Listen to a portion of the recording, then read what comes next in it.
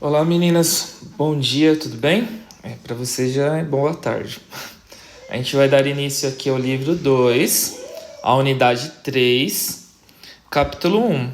Então, a unidade 3, a gente vai falar sobre a região norte. Então, a gente vai dar início aqui ao conteúdo do segundo bimestre sobre a região norte. A gente vai falar um pouquinho sobre os estados, sobre as características naturais. Então, prosseguindo. Então, capítulo 1. A floresta amazônica e o rio Amazonas. Aqui, depois já deixei tudo grifadinho para vocês. Então, quando vocês forem fazer esta aula, vocês forem assistir ao vídeo desta aula, quando você pegar o seu livro, já deixa o marca-texto junto contigo. Caso você não esteja com marca-texto, dê a pausa no vídeo, pega o seu marca-texto e deixa tudo grifadinho já dentro do seu livro, para depois, quando a gente for fazer alguma atividade, você já tem a parte principal, aquilo que você necessita, tanto para responder um questionário ou posterior para poder fazer uma futura atividade. Quando a gente retornar às atividades em salas de aula, aí você já tem tudo grifadinho dentro do seu livro para estudo, certo? Caso você queira depois passar para o seu caderno, fazer um resumo teu, fique à vontade, tudo bem? Mas só de você grifar aqui as partes mais importantes do livro, você já tem uma boa parte para você poder estudar, para você fazer a sua leitura, fazer as atividades, enfim. Então vamos dar início aqui. A floresta amazônica, ela é predominante da região norte. Existem dois conceitos no que se refere à Amazônia. Existe a Amazônia legal e a Amazônia continental. Não sei se você tem visto, se você tem assistido jornal, até aquele tempo onde que a Amazônia ela estava em foco, desmatamento da Amazônia para cá, desmatamento para lá. Emmanuel Macron, que é o presidente lá da França, fazendo um debate com o presidente nosso, Jair Bolsonaro, a respeito do desmatamento da Amazônia, que é uma região natural. Existia ali um debate, porém também surgia alguns termos quando o entrevistador, quando o jornalista, quando a pessoa ela acabava se referindo à Amazônia, ela sempre falava sobre a Amazônia legal ou a Amazônia continental. A Amazônia legal é a Amazônia que se encontra dentro do território nacional, ou seja, a vegetação dentro do nosso país. Já a Amazônia continental é a Amazônia que se concentra também dentro de outros territórios, dentro de outros países, conforme a gente consegue enxergar aqui no mapa abaixo. Vou até expandir o mapa para vocês. Então, a Amazônia dentro do território nacional, ou seja, essa mancha verde dentro do território nacional, dentro do Brasil, é conhecido como Amazônia Legal. A Amazônia se expandindo para outros países como a Guiana, Suriname, Guiana Francesa, que é um estado da França, Venezuela, Colômbia, Equador, Peru e até a Bolívia. A essa vegetação da Amazônia dentro de outros territórios é dado o nome de Amazônia continental. Então, prosseguindo. É considerado uma das maiores reservas de biodiversidade do planeta. A palavra bio significa vida, diversidade são diversos. Então a Amazônia ela concentra a maior biodiversidade, ou seja, a maior diversidade de vida do mundo, ou seja, é uma das maiores biodiversidades do mundo. Diversidade no que se refere à vida animal e à vida vegetal. Então, muitas espécies de animais e muitas espécies de vegetais, ou seja, uma enorme biodiversidade.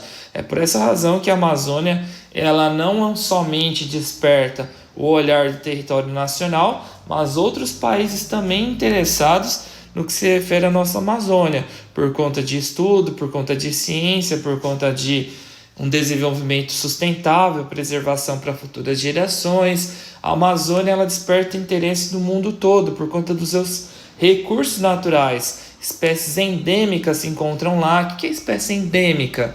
Espécie endêmica é uma espécie que só é encontrada dentro de uma determinada área. Vamos supor que o mico-leão-dourado ele só se encontra no território brasileiro, não se encontra em nenhum outro país do mundo. Então, o mico-leão-dourado ele vai ser uma espécie endêmica.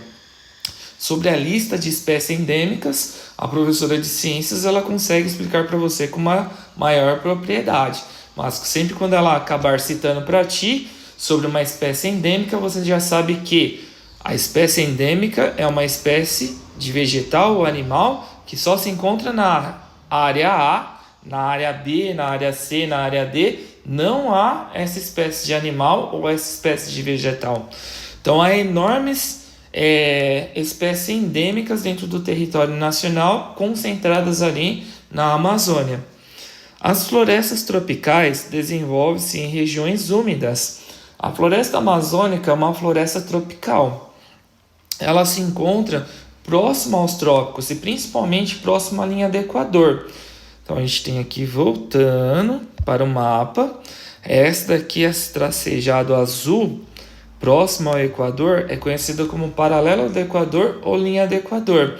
É uma região muito quente, é uma região também com muita incidência de chuva, então chove muito e é muito calor. Então a chuva e o calor faz com que seja um resultado favorável para a formação vegetal. Então a floresta, a segunda floresta tropical, a segunda maior floresta do mundo, ela se concentra no continente africano, no Congo, que também está paralelo, ou seja, na mesma linha do Equador. Então é muito quente e também chove muito, favorece a formação de vegetação, favorece essa biodiversidade. Então as florestas tropicais desenvolvem-se em regiões úmidas. Então você já sabe que a umidade ela é por conta desse fator do paralelo do Equador. Muito quente, muito chuvoso. Com chuvas abundantes, ou seja, uma grande quantidade de chuva e temperaturas elevadas. A temperatura, a radiação solar, ela não chega com uma intensidade igual sobre todo o planeta Terra.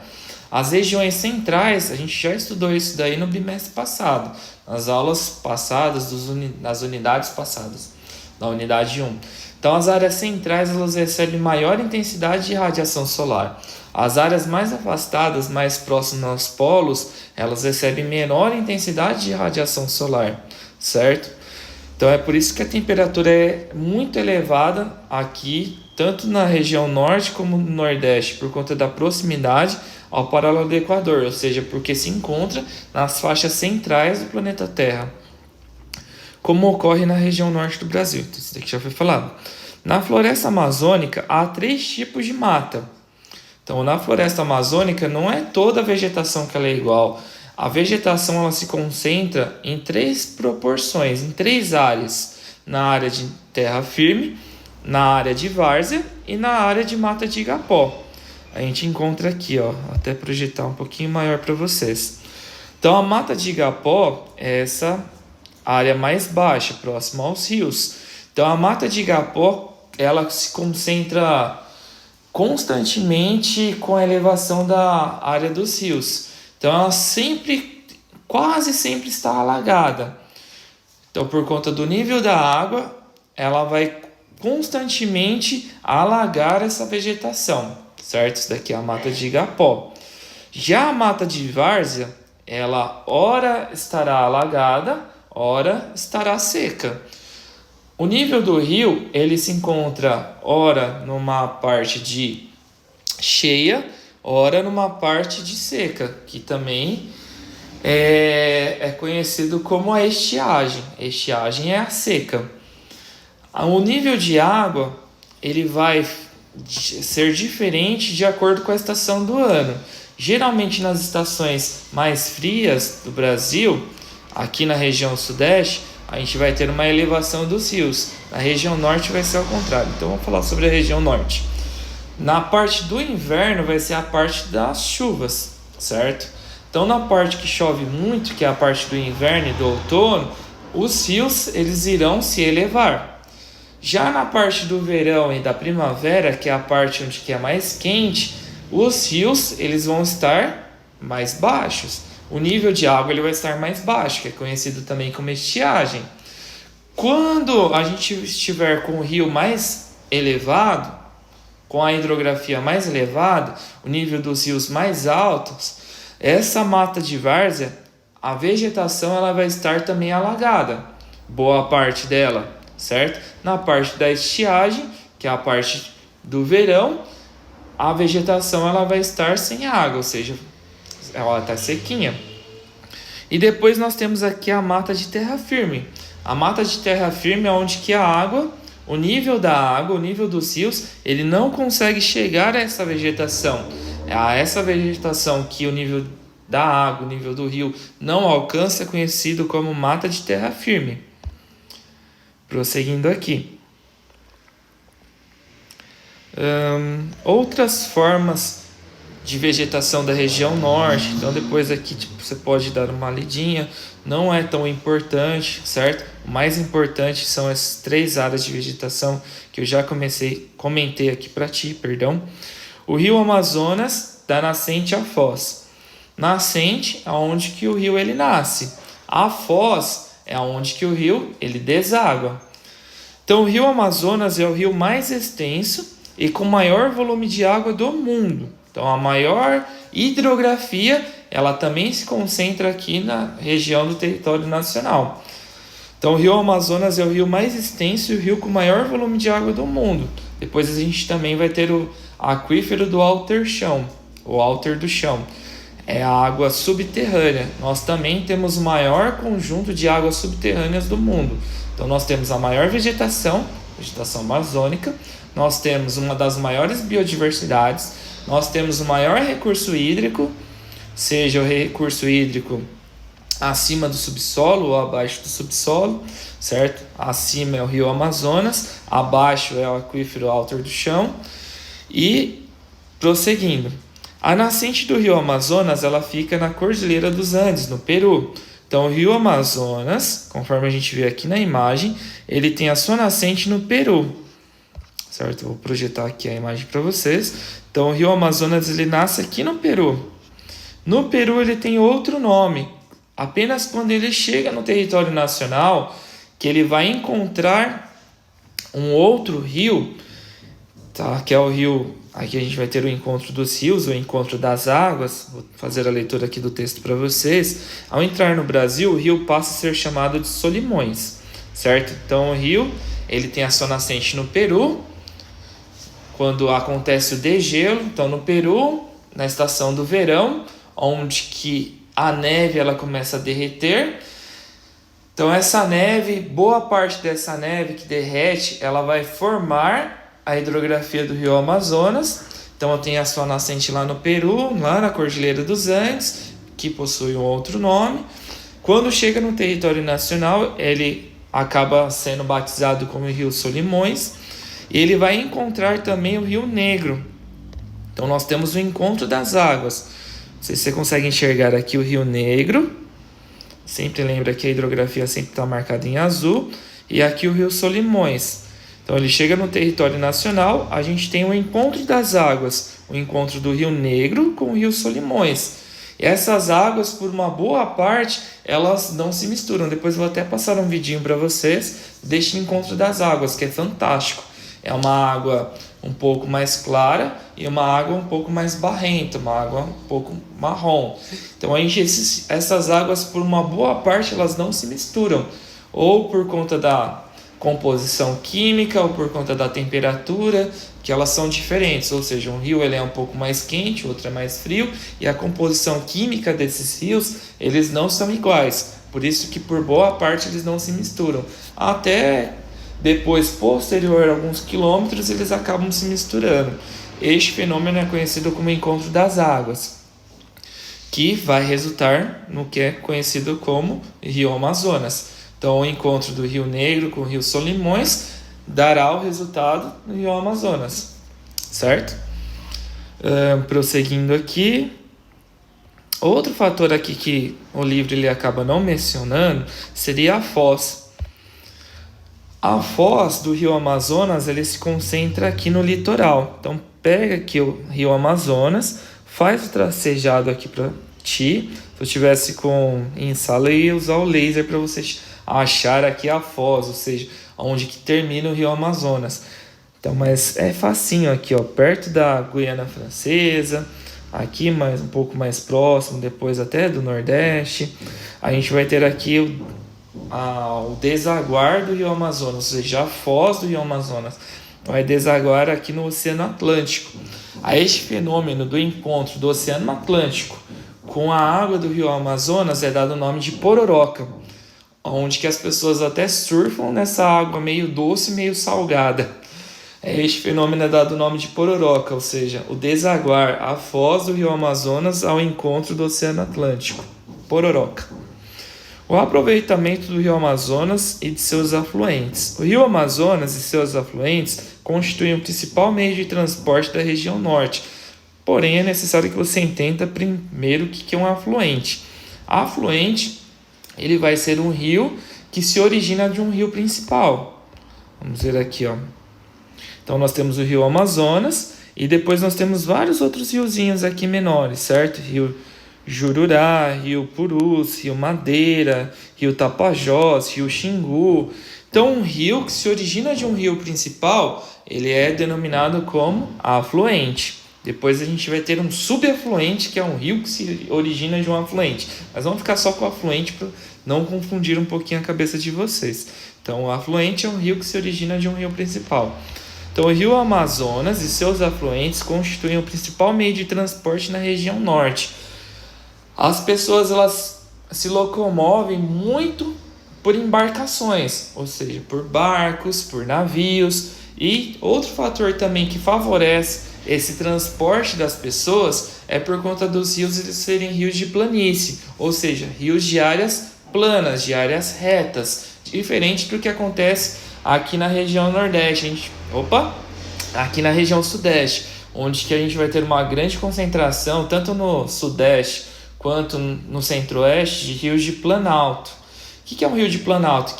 O rio onde tem uma parte plana e depois ele vai ter uma queda. Pensa aqui comigo, tem como uma pessoa fazer tipo um transporte de embarcação? Ela está indo numa parte retinha e depois ela cai do nada? Não tem como. Então a região norte, por conta de ser rios de planície, de área plana, favorece o transporte das pessoas por meio de embarcações. Principalmente as pessoas que são conhecidas como população ribeirinha. População ribeirinha são as pessoas que moram às margens dos rios, ou seja, próximo aos rios, que até aquelas casas sustentadas com paus. Não sei se você já viu alguma imagem assim. Esses paus são conhecidos como palafitas, porque a hora o rio está cheio, a hora o rio está em estiagem, vazio. Então é necessário que as pessoas estejam com suas casas um pouco mais elevadas, com sustentações, para que essa água não inunde as suas casas, certo? Essas projeções elas são conhecidas como palafitas das populações ribeirinhas. Enfim, prosseguindo. Por suas águas circulam pessoas e mercadorias. Então, muitas pessoas acabam circulando, já que eu comentei, e também mercadorias. As mercadorias elas são transportadas de uma área para outra. Frutas, verduras, legumes, transportados por meio de embarcações de uma cidade A para a cidade B e assim por diante. Até as crianças, para poder chegar até a escola, terem acesso à escola, muitas delas elas acabam utilizando embarcações para isso. Olha que privilégio que você tem. Você vai de carro, de ônibus, de van para a escola. As crianças da região norte, muitas delas elas têm que pegar uma embarcação para poder chegar até a escola. Se o rio ele está na época da cheia, isso dificulta ainda mais o processo. Prosseguindo. Embora sejam rios de planície com poucos desníveis, já foi citado para vocês, o rio Amazonas e seus afluentes apresentam potencial para gerar energia elétrica. A maior parte da energia elétrica ela é favorecida pelo rio de planalto. Então, há uma queda, essa queda acaba favorecendo turbinas para geração de energia elétrica. Então, a maior parte da energia elétrica do território nacional se concentra nos rios de planalto. E a maior hidrelétrica do território nacional é a hidrelétrica de Itaipu, que fica bem afastada da região norte, certo? Mas por mais que haja rios de planície, ainda há um pouco de energia elétrica através de hidrelétricas na região norte, certo? Prosseguindo. Isso daqui vai favorecer para você fazer um exercício depois do livro. Deixa eu ver se tem mais alguma informação aqui importante. Eu acho que é só, meninas.